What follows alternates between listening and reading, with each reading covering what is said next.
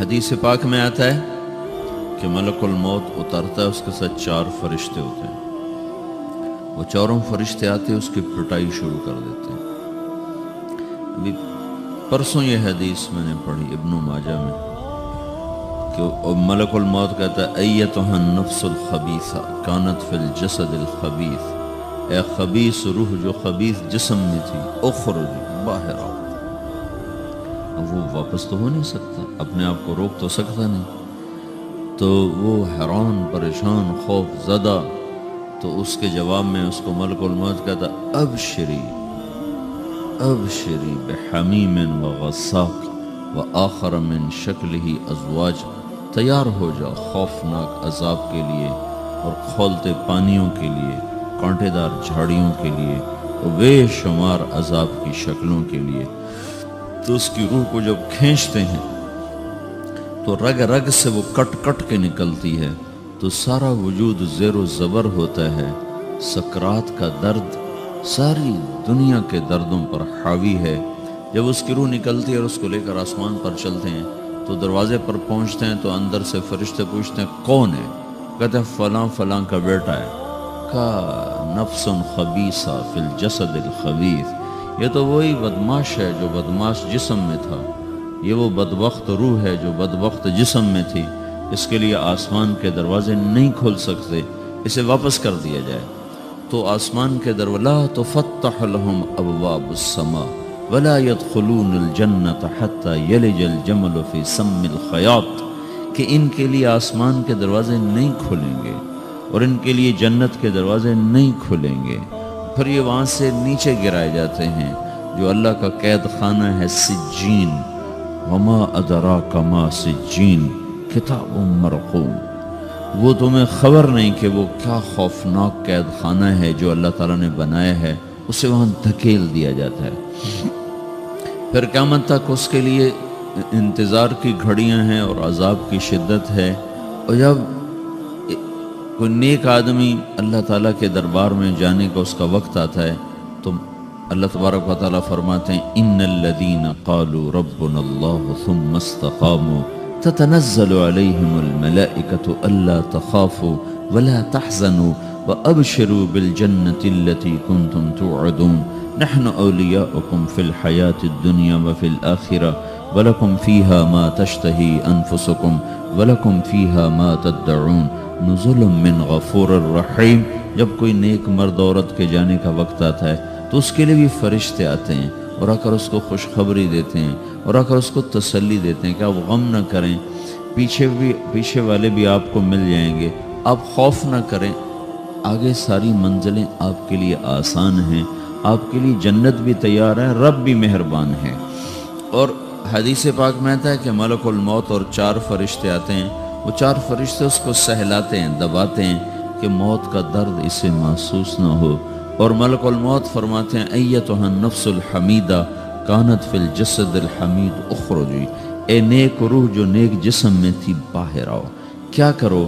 وابشری بروح وریحان ورب راض عنک غیر غضبان، آپ کو بشارت ہو آپ کے لیے جنت تیار ہو چکی ہے اور وہاں کی ساری نعمتیں آپ کے لیے میسر ہو چکی ہیں اور اللہ آپ پہ راضی ہو چکا ہے اور اللہ آپ پہ خوش ہو چکا ہے۔ اس پر اس کی روح کو نکالا جاتا ہے، پھر سارے فرشتے اس کو استقبال کے ساتھ جب آسمان پر لے جاتے ہیں تو اندر سے پوچھتے ہیں کون ہے؟ کہ فلاں فلاں کا بیٹا، فلاں فلاں کی بیٹی۔ کہتے ہیں نفس حمیدہ فی جسد حمید، یہ تو نیک روح تھی جو نیک جسم میں تھی، مرحبا بہی، اس کو ہم سب استقبال اس کا کرتے ہیں۔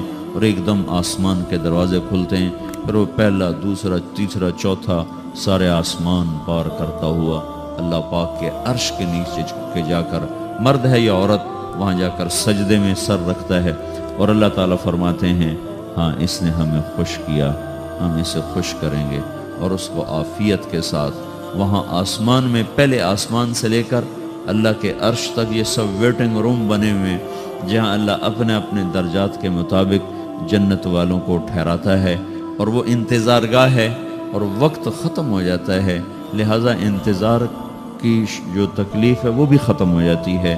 وقت ختم تو انتظار کا احساس ختم اور ٹائم کے گزرنے کا احساس ختم۔ تو جیسے اصحاب کہف کو اللہ نے غار میں داخل کر کے تو غار کے اندر سے وقت کو نکال کے باہر پھینک دیا، باہر 300 سال گزرے، اندر آدھا ہی دن گزرا تھا۔ وہ جب اٹھے ہیں تو وہ 25 برس کا نوجوان 325 سال کا ہو کے نہیں اٹھا، وہ 25 سال کی عمر میں اٹھا ہے۔ نہ ناخن بڑا ہے، نہ مونچھیں بڑی ہیں، نہ ان کی داڑیاں لمبی ہوئی ہیں، چونکہ تو زندہ تھے، مر نہیں گئے تھے۔ تو زندہ کے تو بال بھی بڑھتے ہیں، ناخن بھی بڑھتے ہیں، لیکن وہ اس طرح اٹھے کہ 300 برس گزر گئے اور 25 برس کا نوجوان 25 سال کی عمر میں اٹھا ہے، 20 برس کا 20 برس کی عمر میں اٹھا ہے۔ اور وہ کہنے لگے کم لبثنا، بھئی کتنا ٹھہرے ہیں، کہ یومن او بعض یومن، لگتا ہے کوئی دن آدھا دن ٹھہرے ہیں۔ وہ صحیح کہہ رہے تھے۔ باہر اللہ تعالیٰ نے وقت کی گھڑی کو چلائے رکھا اور اندر غار میں اس کو سوئچ آف کر دیا، نکال دیا، یہاں وقت کو داخل نہیں ہونے دیا۔ تو وقت کے گزرنے سے جو بھی اثرات مرتب ہوتے ہیں وہ ان پر مرتب نہیں ہوئے، تو وہ 20 آدھے ہی دن کے بعد اٹھے ہیں، باہر 300 سال، اندر آدھا دن۔ یہی کچھ اللہ تبارک و تعالیٰ برزخ میں کر دیتا ہے، وقت کو ختم کر دیتا ہے، گزرنے کا احساس نہیں ہوتا ہے۔ تو اس طرح میرے عزیزو، یہ دو موتیں ہر انسان دیکھتا ہے، یا وہ جنت کے فرشتوں کا استقبال دیکھتا ہے یا جہنم کے فرشتوں کی مار اور پٹائی کو سہتا ہے۔ رابعہ بصری رحمۃ اللہ علیہ کا انتقال ہونے لگا تو انہوں نے رات کو فوت ہوئی، تو انہوں نے اپنی خادمہ کو بلا کے فرمایا کہ کسی کو بتانا نہیں، جب میں مر جاؤں تو پڑوس میں 2-4 کو بلا کر نا میرا جنازہ پڑھوا دینا، اور جس کرتے میں تہجد پڑھتی تھی وہی میرا کفن بنا دینا، اور صبح بے شک لوگوں کو بتا دینا، میرے مرنے کے بعد میری میت کو رکھنا نہیں، فوراً دبا دینا۔ تو جب ان کا انتقال ہوا تو انہوں نے پڑوس کے 2-4 10-20 آدمی بلائے اور ان کو تدفین تجہیز سب کچھ ہو گئی۔ صبح شور مچا کہ وہ رابعہ بصری کا انتقال ہو گیا۔ تو اگلے دن وہ خواب میں اس خادمہ کو ملی اور کہا بیٹی تیری بڑی مہربانی، تو نے میری وصیت کے مطابق عمل کیا۔ اس نے دیکھا کہ انہوں نے ایک خوبصورت سبز لباس پہنا ہوا ہے، تو وہ فرمانے لگی، انہوں نے سوال کیا کہ آپ کے ساتھ قبر میں کیا ہوا؟ تو وہ کہنے لگی کہ میرے پاس منکر نکیر آئے تھے اور مجھ سے کہنے لگے من رب کی، تیرا رب کون ہے؟ تو میں نے کہا سبحان اللہ، 40 برس جس کو میں نہ بھلا سکی اس کو 4 ہاتھ زمین میں آ کے میں بھول جاؤں گی۔ ان کا 42 برس کی عمر میں انتقال ہوا تھا۔ تو وہ کہنے لگے سبحان اللہ، جس کو میں 40 برس نہ بھولا سکی میں اسے 4 ہاتھ زمین کے اندر آ کے بھول جاؤں گی۔ تو منکر نکیر کہنے لگے اس کا کیا حساب لینا؟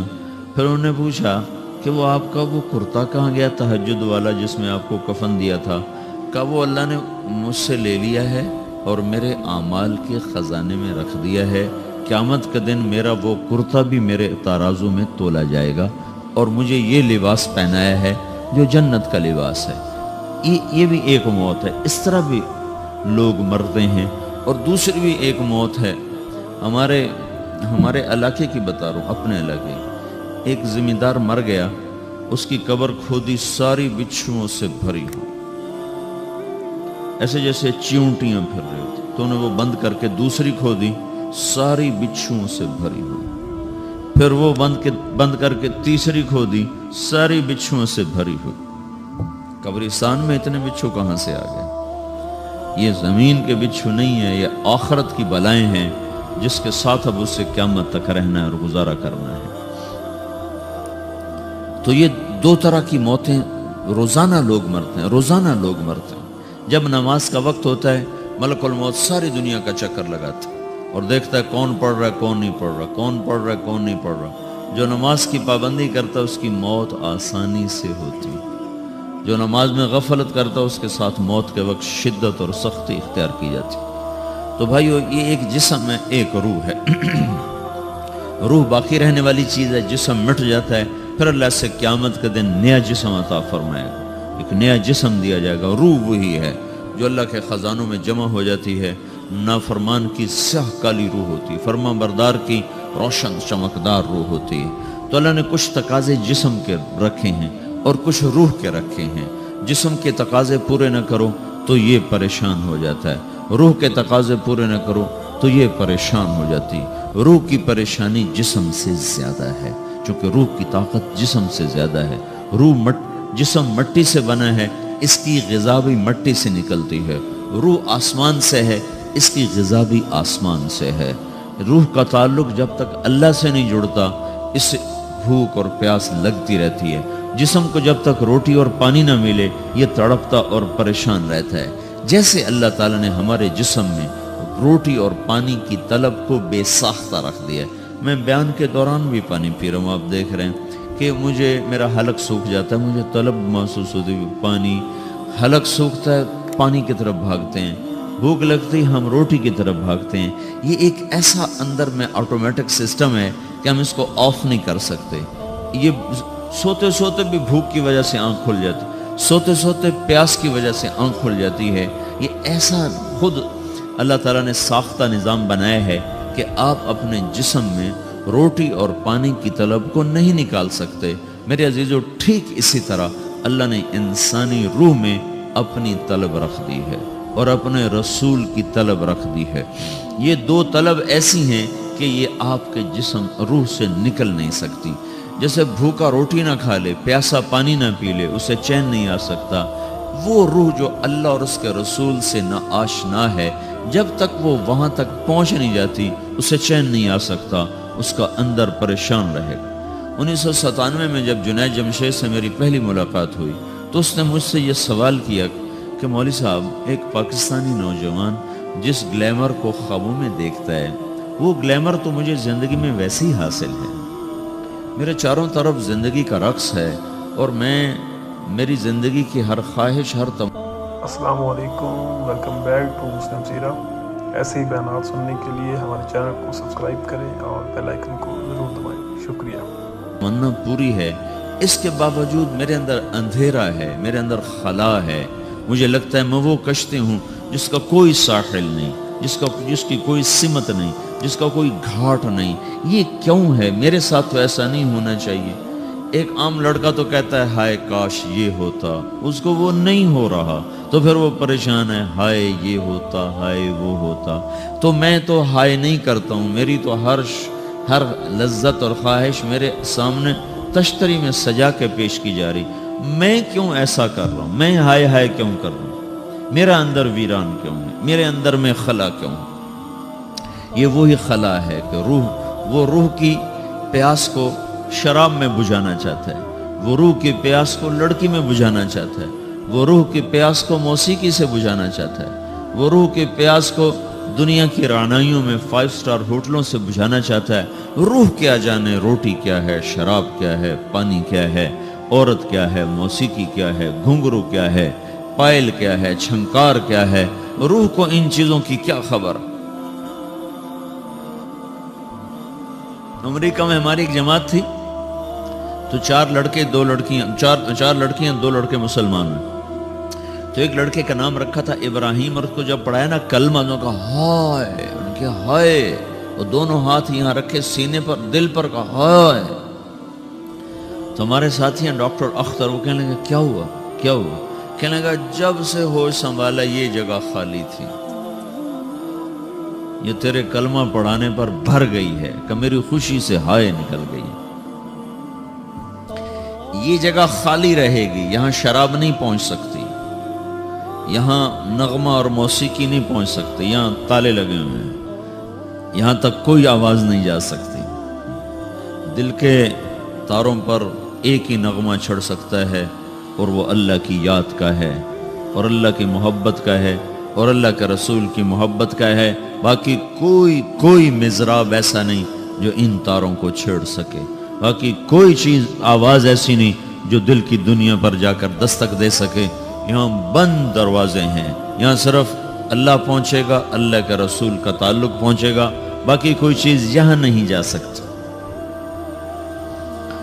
تو چونکہ آج ہمارا علم غلط ہو گیا، پنکھا بند کرو، ہمارا علم غلط ہو گیا ہے، تو ہم نے ان دنیا کی چیزوں کو سب کچھ سمجھ کر اس کی دوڑ لگانا شروع کر دی ہے۔ تو روح آسمان سے ہے، اس کا تعلق اللہ سے بناؤ بھائیو۔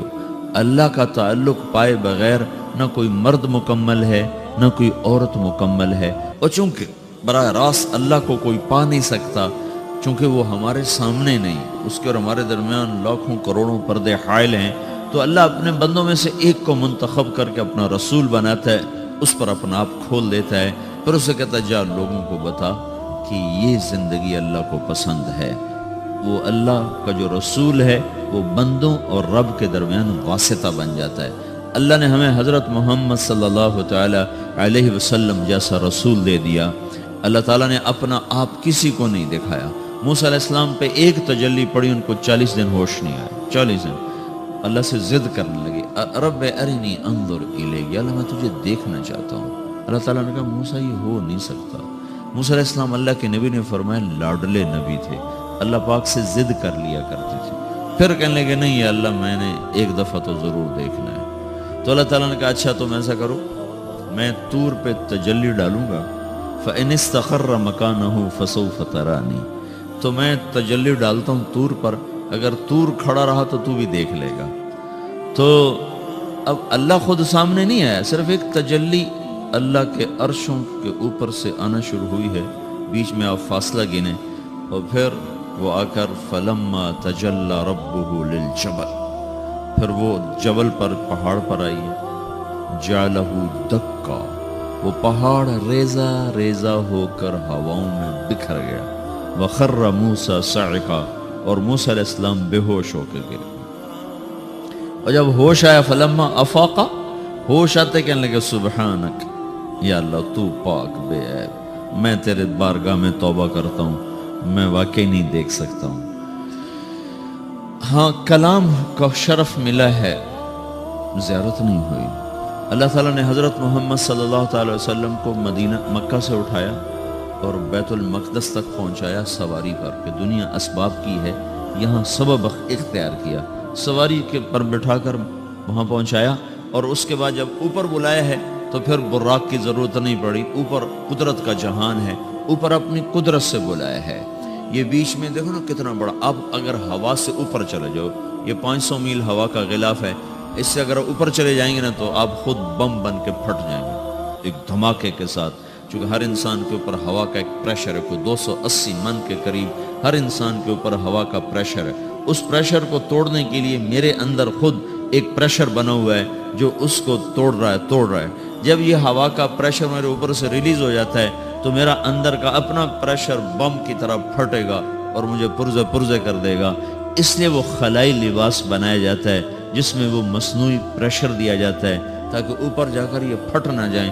ہمارے نبی جس کرتے اور تہمد میں تھے اسی کرتے اور تہمد سے بیت المقدس سے چلے ہیں اور ہوا کو نہیں پار کیا، 7 آسمان ہی پار کر لی۔ اور پہلے آسمان پر حضرت آدم علیہ السلام نے استقبال کیا ہے، اور دوسرے آسمان پر حضرت عیسیٰ علیہ السلام، زکریا علیہ السلام، یحییٰ علیہ السلام نے استقبال کیا ہے۔ تیسرے آسمان پر حضرت یوسف علیہ السلام نے استقبال کیا ہے۔ چوتھے پر حضرت ادریس علیہ السلام نے استقبال کیا ہے۔ 5ویں پر ہارون علیہ السلام نے استقبال کیا، اور 6 پر موسیٰ علیہ السلام نے استقبال کیا، اور 7ویں آسمان پر ایک بیت اللہ دیکھا ہے جس کا طواف ہو رہا ہے۔ استقبال کو کوئی موجود نہیں، ایک بڑے میاں ایسے ٹیک لگا کے بیت اللہ کی یوں ٹیک لگا کے بیٹھے ہیں، گوٹھ مار کے، دونوں ہاتھوں کے ایسے گوٹھ مار کے بیٹھے ہیں، ان کی سفید داڑھی ہے، وہ نہیں اٹھے ہیں۔ باقی تو نبی بھی سامنے کھڑے ہوتے تھے استقبال کو، لیکن یہ بزرگ نہیں اٹھے ہیں۔ تو آپ نے پوچھا یہ کون بزرگ ہیں؟ تو جبریل نے کہا یہ آپ کے دادا ابراہیم علیہ السلام ہیں۔ آپ خود چل کے آگے گئے ہیں، وہ قریب آئے تو آپ وہ اٹھے اور آپ کو گلے لگایا، ماتھا چوما، پیار کیا۔ سارے نبیوں نے استقبال کے دوران کہا تھا ہمارے بھائی آ گئے، مرحبا ہمارے بھائی آ گئے، لیکن جب ابراہیم علیہ السلام سے ملاقات ہوئی تو انہوں نے فرمایا مرحبا میرا بیٹا آ گیا، مرحبا میرا بیٹا آ گیا ہے۔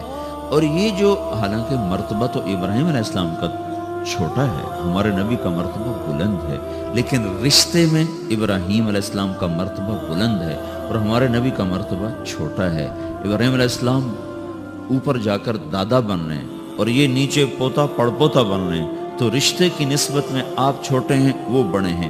مرتبے اور مقام میں تو اللہ کے بعد آپ کا اور آپ کے سامنے کوئی ہے نہیں، بس اوپر اللہ اور نیچے اللہ کا رسول ہے، باقی سب نیچے ہیں۔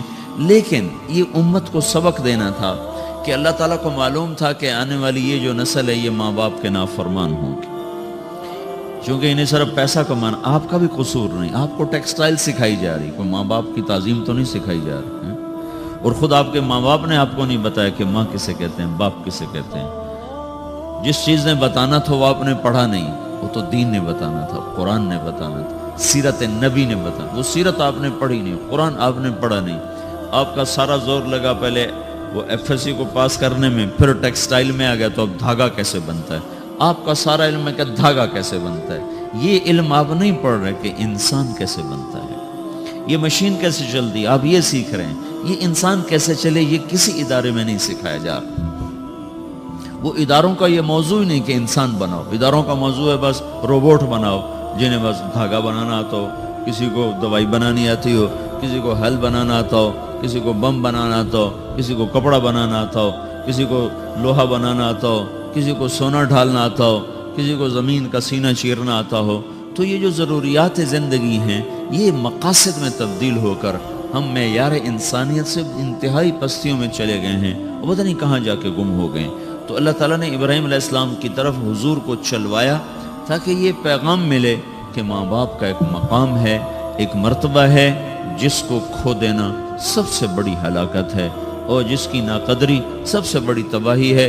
ہمارے نبی پاک صلی اللہ تعالی وسلم سے جب پوچھا گیا یا رسول اللہ قیامت کب آئے گی تو آپ نے ارشاد فرمایا یہ اللہ کو پتہ ہے۔ تو اس نے پوچھا یا رسول اللہ کوئی نشانی بتائیں، تو آپ نے فرمایا جب ماؤں کو اولاد ذلیل کرنے لگ جائے تو قیامت آ جائے گی۔ یہ کیا کہہ دیا ہے؟ حالانکہ آپ نے صاف کہا ہے جب دنیا میں ایک آدمی بھی اللہ کا نام لینے والا باقی نہیں بچے گا تو قیامت آ جائے گی۔ لیکن آپ نے کہا جب اور کہا انتلد الامۃ ربتہا، جب بیٹیاں بھی ماؤں کو ذلیل کرنے لگ جائیں، بیٹے تو کرتے ہی رہتے ہیں، کہ جب بیٹیاں بھی، جب بچیاں بھی اپنی ماؤں کو ذلیل کرنے لگ جائیں، نوکر کی طرح سلوک کرنے لگ جائیں تو پھر قیامت آنے آ گئی۔ کب پھر آ گئی۔ ایک لڑکی اپنی ماں کو کہہ رہی تھی بکواس نہ کر، میں سن رہا تھا میرے سامنے کی بات، اور اپنی ماں کو کہہ رہی تھی بکواس نہ کرو، تو اس کے آنسو ایسے ڈھل کر اس کے گالوں پر نیچے جا رہے تھے، نیچے جا رہے تھے، نیچے جا رہے تھے۔ یہ آنسو وہ ہیں جو ساری کائنات کو آگ لگا دیں گے، زیر زمین آسمان کا نظام زیر و زبر ہو جائے گا۔ تو میرے عزیزو ہماری بدقسمتی ہے کہ اس ملک کے پیچھے بڑی جان، بڑی قربانیاں ہوئی ہیں، لیکن ایسے نکمے نااہلوں کے ہاتھ میں آیا کہ جو اپنی حکومت بچانے کے چکر میں رہے، انہیں نہ خود اپنی تعمیر کا خیال آیا نہ اپنی نسل کی تعمیر کا خیال آیا۔ پیسے کا کم ہو جانا تو کوئی اتنا بڑا نقصان نہیں، نسل کا گم ہو جانا اس سے بڑا کوئی نقصان کوئی۔ نوجوان نسل کو منزل کا ہی نہ پتا ہو، ان کے سامنے کوئی ہدف ہی نہ ہو، صرف پیسہ اور صرف پیسہ اور صرف پیسہ، اس کے سوا وہ کچھ جانتے نہ ہوں، تو وہ قوم برباد ہو گئی جن کی نسل اپنی اقدار بھول گئے، اپنے معیار بھول گئے، اپنی عزت کے پیمانے اپنے ہاتھوں سے توڑ دیے اور صرف شہوت کے غلام بن گئے۔ ناچنا گانا، شراب، زنا، یہ سارے معاشرے کا کلچر بن جائے، اس معاشرے کو ہلاکت سے کوئی چیز نہیں بچا سکتی۔ کبھی وہ معاشرہ، چونکہ وہ ابھی تک اللہ نے کسی کو اپنی حکومت میں شریک نہیں بنایا ہے اور نہ وہ آئندہ بنانے والا ہے۔ یہ دھرتی اللہ کی ہے، یہ آسمان اللہ کا ہے، یہاں وہ ہوتا جو اللہ چاہتا ہے، یہاں وہ ہوتا جو اللہ کا امر ہوتا ہے، یہاں وہ نہیں ہو سکتا جو میں اور آپ چاہیں۔ اور میرے اللہ کا فیصلہ ہے کہ جب نافرمانی ہوگی اللہ دھو دے گا، جب بے حیائی آئے گی اللہ تعالیٰ کی طرف سے جھاڑو چلے گا۔ پہلی قومیں اس لیے ہلاک نہیں کہ ٹیکنالوجی میں مار کھا گئی تھی۔ فرعون کو ٹیکنالوجی میں مار کھا کے سمندر میں غرق ہوا تھا، وہ کتنے لاکھوں کا لشکر لے کر تعاقب میں چلا تھا، اور اللہ تعالیٰ نے ایک پل میں فَأَخَذْنَاهُ وَجُنُودَهُ فَنَبَذْنَاهُمْ فِي الْيَمِّ وَهُوَ مُلِيمٌ، اللہ نے پکڑ کے پانیوں میں ڈالا اور ہمیشہ کے لیے عبرت کا نشان بنایا۔ عاد ہود علیہ السلام کی قوم اتنی طاقتور قوم تھی، وہ لمبے لمبے ان کے قد تھے، 300 سال تک ان کی جوانی چلتی تھی۔ ایک ہوا کے ذریعے سے اللہ نے ان کو اڑایا اور ان کے کھوپڑیاں پھاڑ کے رکھ دیں، آپس میں ٹکرا کے ان کے سر الگ کر دیے، دھڑ الگ کر دیے۔ صالح علیہ السلام کی قوم پہ فرشتے نے چیخ ماری، عیسیٰ علیہ السلام کی قوم کو اللہ نے کھڑے کھڑے خنزیر بنا دیا، وجعل منہم القردۃ والخنازیر، اور بنو اسرائیل کے پورے پورے ایک علاقے کے لوگوں کو اللہ تعالیٰ نے رات رات میں کہا کونو قردۃ خاسئین، رات رات میں سب کو اللہ تعالیٰ نے بندر بنا دیا۔ لوط علیہ السلام کی قوم پہ 5 عذاب اللہ تعالیٰ نے اٹھا کے مارے کہ ایک آدمی اللہ نے۔ السلام علیکم، ویلکم بیک ٹو مسلم سیرہ۔ ایسے ہی بیانات سننے کے لیے ہمارے چینل کو سبسکرائب کریں اور بیل آئیکن کو ضرور دبائیں۔ شکریہ۔ اس میں زندہ نہ چھوڑا، سب کو جا کے تہ خاک کے پہنچا کر اوپر ایک گندا پانی ان پہ مسلط کر دیا، جس کو ڈیڈ سی کہتے ہیں۔ یہ اتنا گاڑھا ہے کہ اس میں چھلانگ بھی لگاؤ تو کوئی نہیں ڈوبتا ہے، اتنا گاڑھا وہ پانی ہے، اس میں ڈوبتا کوئی نہیں۔ وہ کوئی 70 مربع میل میں پھیلا ہوا علاقہ ہے، میں گیا ہوں وہاں۔ وہ اللہ نے جب وہ جبریل نے زمین کو اٹھایا نا، اٹھا کے زمین پہ مارا، وہ سارا پہاڑی علاقہ ہے، لیکن ایک دم ایک جگہ پہنچ کر یوں نشیب آ جاتا ہے، یوں ایسے نشیب، ادھر بھی پہاڑ ادھر بھی پہاڑ، اور بیچ میں ایسے ایک وادی ہے جو کو 300 میل لمبی ہے۔ جب اللہ تعالیٰ نے جبریل نے اللہ کے امر سے قوم لوط کی قوم کو زمین پہ پھینکا، مارا، تو اس زور سے وہ زمین پر گرے کہ دائیں بائیں 300 میل میں زمین دھنس گئی، نیچے دھنس گئی۔ جب اب آپ کوئی پتھر زمین پہ پھینکو نا تو تھوڑی تھوڑی زمین چاروں طرف سے نیچے بیٹھ جاتی۔ پوری بستی تھی لاکھوں کی آبادی کی، جس کو نیچے سے اکھاڑا اور اوپر سے جا کر زمین پر جو پھینکا، وہ اتنے زور سے گرے کہ 300 میل دائیں بائیں زمین اندر دھنس گئی، ادھر بھی پہاڑ ادھر بھی پہاڑ، اور بیچ میں پوری ایک وہ وادی بن گئی ہے جس میں اب خیر اب آبادی ہے، لیکن وہ جگہ وہاں ابھی تک وہ گندا پانی کھڑا ہوا ہے جو اس بات کا اعلان کر رہا ہے کہ نافرمانی کے ساتھ یہ کیا جاتا ہے، کیونکہ ابھی تک کائنات کی باغ ڈور اللہ کے ہاتھ میں ہے، اور فیصلے وہ آسمان سے کرتا ہے، نظام وہ چلاتا ہے، ترتیب اس کے ہاتھ میں ہے، قدرت اس کے ہاتھ میں ہے، حکومت اس کے ہاتھ میں ہے، فیصلے وہ کرتا ہے۔ کل یوم ہوا فی شأن ان الامر کلہ للہ، ساری شان، ساری قدرت، ساری ہیبت، سارے فیصلے آسمانوں سے ہوتے ہیں۔ اس کے ملک میں، فیصلوں میں، تدبیر میں، تقدیر میں اور نظام میں کوئی شریک نہیں ہو سکتا، کوئی شامل نہیں ہو سکتا ہے۔ تو بھائیو، وہ جب ناراض ہوتا ہے تو زمین و آسمان کو زیر و زبر کر دیتا ہے، اور جب وہ راضی ہوتا ہے تو زمین و آسمان کی برکتوں کے دروازے کھول دیتا ہے۔ تو اللہ تعالیٰ نے ہمیں حضرت محمد صلی اللہ تعالی علیہ وسلم جیسا راہبر دیا، جس نے قیامت تک آنے والی ایک ایک چیز کو آنکھوں سے دیکھ کے بتا دیا۔ آپ کو اللہ تعالیٰ نے جنت دکھائی، جہنم دکھائی، پر جنت جہنم تو بڑی چھوٹی چیز ہے۔ میں یہ کہہ رہا تھا کہ اللہ تعالیٰ نے ہمارے نبی کو وہ آنکھ عطا فرمائی کہ 7 آسمان سے اٹھا کر، سدرۃ المنتہا سے اٹھا کر، عرش کے اوپر سے اٹھا کر، سارے 70,000 سے مراد ہے بے شمار، 70,000 بے شمار جو پردے تھے اللہ اور خلقت کے درمیان، وہ سارے اٹھا کر اللہ اپنی ذات کے ساتھ سامنے آ گیا تھا اپنے نبی کی۔ حضرت ابن عباس نے پوچھا، یا رسول اللہ رأیت ربک؟ قال رأیت نورک، آپ نے اپنے رب کو دیکھا یا رسول اللہ؟ کہا ہاں میں نے دیکھا، میں نے اس کے نور کا، اس کے جمال کا میں نے مشاہدہ کیا۔ وہ آنکھ کتنے علم رکھتی ہے جو اللہ کو دیکھ لے، وہ کان کتنے طاقتور ہیں جو اللہ کی آواز سن لے، وہ سینہ کتنا طاقتور ہے جو اللہ کی تجلیات کو ہضم کر جائے۔ دیکھو نا، موسیٰ علیہ السلام پہ تجلی آئی پہاڑ سے لوٹ کر آئی ہے، ہوش نہیں آیا ہے۔ یہاں سیدھا اللہ کی ذات عالی کا دیدار ہے، اور اللہ کو آنکھ دیکھ رہی ہے، کان سن رہا ہے، زبان بات کر رہی۔ التحیات للہ والصلوات والطیبات، یہ اللہ تعالیٰ سے یہ بات ہو رہی۔ آگے جواب آ رہا ہے، السلام علیک ایہا النبی ورحمۃ اللہ وبرکاتہ۔ اس کے جواب میں ہمارے نبی فرما رہے ہیں، السلام علینا وعلی عباد اللہ الصالحین۔ یہ مکالمہ اللہ کے سامنے دیکھتے ہوئے، اللہ کی سنتے ہوئے، کتنا عظیم رسول اللہ تعالیٰ نے بنایا۔ پھر مکالمہ ہو رہا ہے، یا اللہ، ابراہیم کو آپ نے خلیل بنایا، اور موسیٰ علیہ السلام کو آپ نے کلیم بنایا، اور داؤد علیہ السلام کو آپ نے لوہا نرم کر کے دیا، اور سلیمان علیہ السلام کو یا اللہ آپ نے ہوا تابع کر کے دی، اور عیسیٰ علیہ السلام کو یا اللہ آپ نے مردے زندہ کر کے دیے۔ تو یا اللہ میرے لیے کیا ہے؟ یہ اللہ سے ساتھ بات ہو، اتنا لمبا چوڑا مکالمہ ہو رہا ہے۔ تو آگے اللہ تعالیٰ جواب میں ارشاد فرما رہا ہے، اولیس قد آتیتک افضل من ذلک کلہ، اے میرے نبی، میں نے تمہیں سب چیز سے اعلیٰ چیز عطا کی ہے۔ اللہ ذکرت الا ذکرت معی، قیامت تک تیرا میرا نام اکٹھا رہے گا، جدا نہیں ہو سکتا۔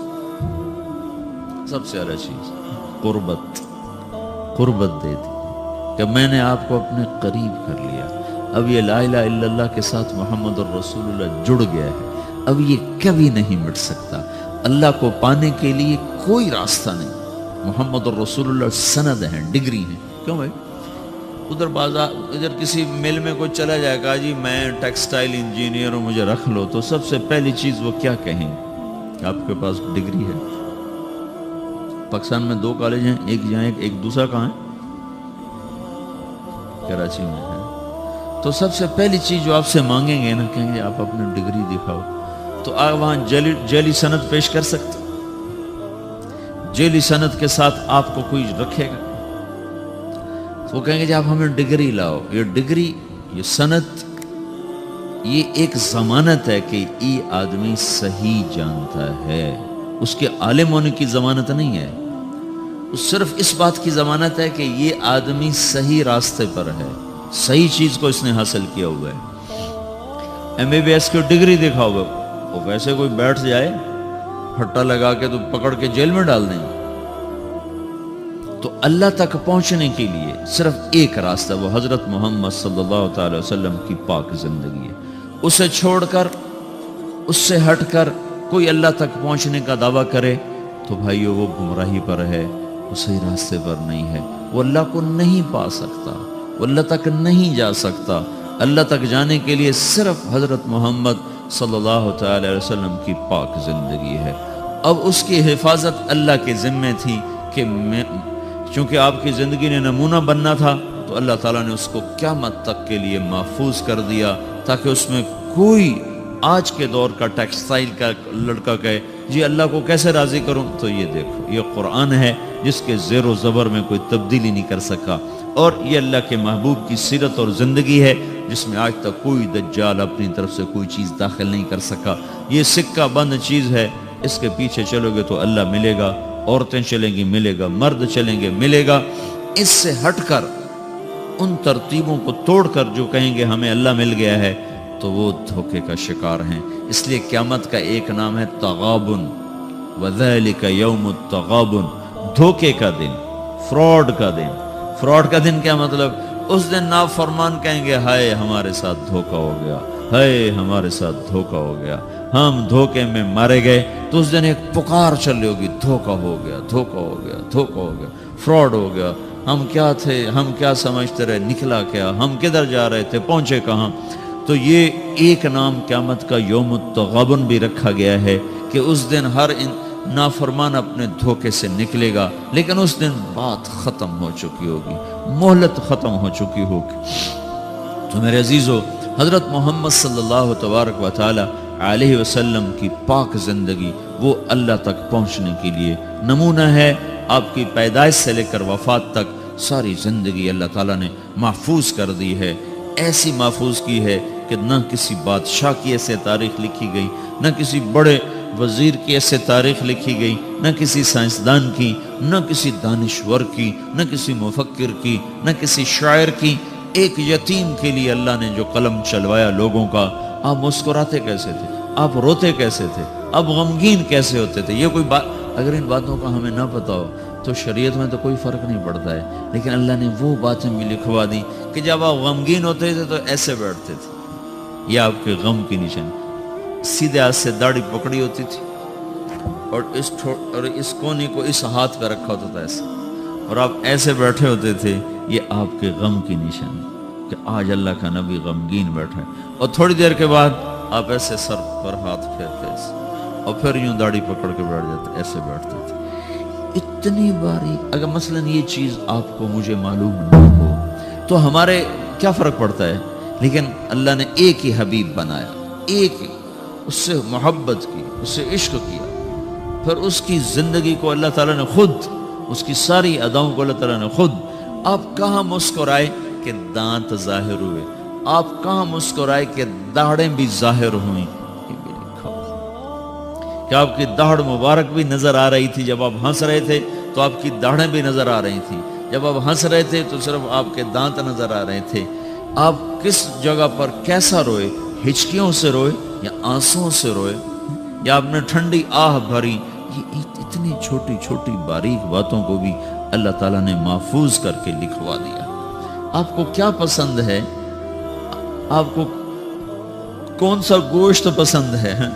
آپ کو دستی پسند تھی، بکرے کی دستی، تو ابو عمر رضی اللہ تعالیٰ عنہ آپ کے لیے نا پکا رہے تھے، دیکھ پکا رہی تھی اور لوگوں کے لیے، تو آپ تشریف لائے، آپ نے کہا ابو عمر یہ مجھے دستی پکڑانا، وہ بوٹیاں کر کے نہیں پکاتے تھے، پورے پارچے پورا حصہ ڈال کے پکائے جاتے، تو انہوں نے ایسے ڈوئی سے نا آپ کو پوری دستی نکال کے دے دی، تو آپ نے دونوں ہاتھوں سے پکڑ کر اس کو ایسے دانتوں سے نوچ کے کھایا، اور پھر اس کو ہڈیوں کو رکھ کر پھر آپ نے کہا ابو عمر ناولنی الذرا، یہ نکالو اس میں سے دستی نکالو، تو انہیں دوسری نکال کے دی، تو آپ نے ایسے دونوں ہاتھوں سے پکڑ کر اس کو اس طرح دانتوں سے کاٹ کے کھایا اور ہڈی پھینک گیا، ابو عمر ناولنی الذرا، ابو عمر مجھے دستی پکڑاؤ، وہ کہنے لگے یا رسول اللہ اب بکرے کی تو دو ہی ہوتی ہیں تو آپ نے کہا اللہ کے بندے، اگر تو میرے کہنے پہ ہاتھ ڈال دیتا تو جب تک میں کہتا رہتا اللہ میرے لیے نکال کے مجھے کھلاتا رہتا۔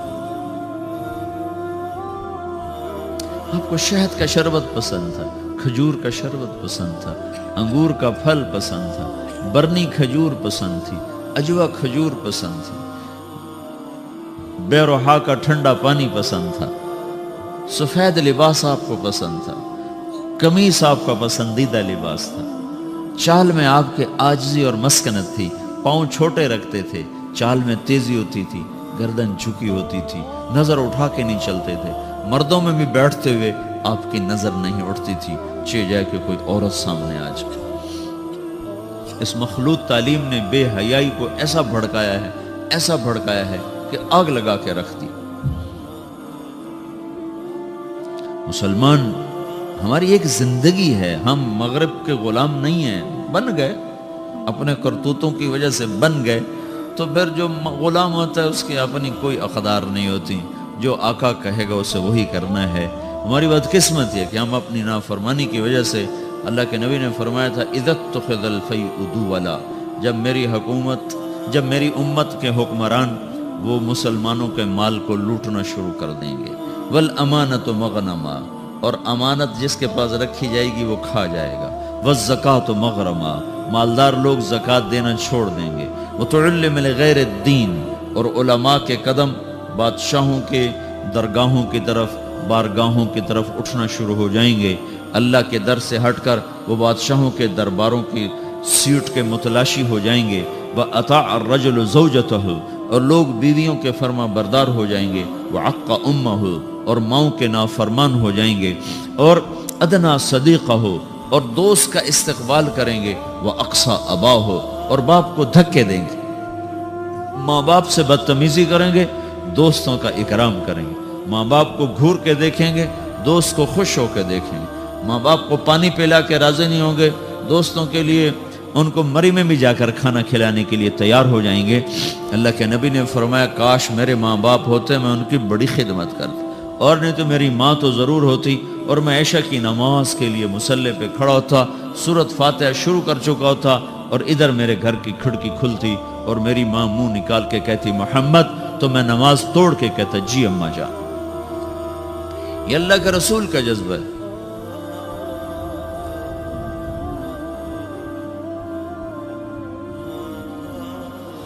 ہائے ہائے، ابو ہریرہ رضی اللہ عنہ جہاد پر تیار ہو گئے، ان کی ماں نے کہا بیٹا مجھے اکیلے چھوڑ کے تو نہ جا، کہا نہیں، اللہ کے نبی نے کہا میں نے جانا ہے، تو انہوں نے کہا میں تجھے اپنے دودھ کا واسطہ دیتی ہوں جو میں نے تمہیں پلایا ہے، مجھے چھوڑ کے نہ جا، کہا نہیں میں نے جانا ہے، اور ہتھیار سجا لیے۔ ان کی ماں نے اللہ کے نبی کو پیغام بھیجا کہ میں نے ابو ہریرہ کو دودھ کا واسطہ دیے پھر بھی نہیں رکا۔ ابو ہریرہ ہتھیار سجا کے مسجد میں آئے تو اپنے منہ ادھر پھیر لیا، ابو ہریرہ کو دیکھا بھی نہیں، وہ پریشان ہو گئے، کیا ہو یا رسول اللہ؟ کہ چلے جاؤ، مجھے تمہارے جہاد کی ضرورت نہیں، تیری ماں نے تجھے دودھ کا واسطہ دیا پھر بھی تیرا دل نہ پسیجا، اس کے بعد تو کون سا جہاد کرنا چاہتا ہے؟ کس جہاد میں تو جانا چاہتا؟ آپ جنت میں تشریف لے گئے تو آپ نے جنت میں قرآن کی تلاوت سنی، آپ نے پوچھا یہ کون تلاوت کر رہا ہے؟ تو فرشتوں نے کہا جی حارثہ بن نعمان تلاوت کر رہے ہیں۔ حارثہ مدینے بیٹھا ہے، تلاوت اتنے آواز آ رہی ہے کی چکر ہے؟ انہوں نے کہا جی ماں کی خدمت کی وجہ سے اللہ نے یہ عزت بخش، جب قرآن پڑھتا اللہ ساری جنت کو سناتا۔